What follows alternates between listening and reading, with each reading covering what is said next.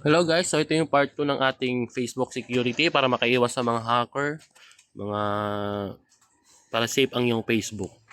So, yung una kong tinuro is paano magdagdag or maglagay ng email and cellphone number ng mga actives mo.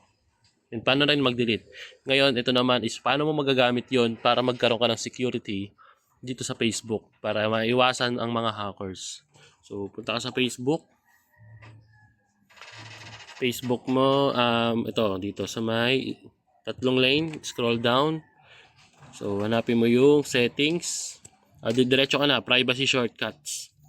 So, scroll down mo sa pangalawa, use two-factor authentication.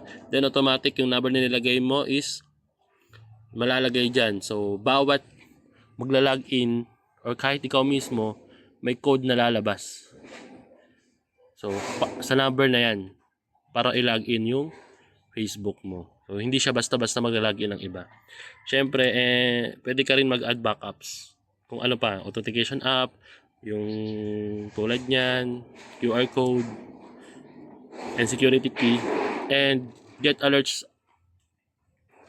Dito nakalagay yung email mo na mag-a-alert or notification sa Facebook mo pag may nag-login or sumubok mag-login ng Facebook mo. So, yun. For more videos, click the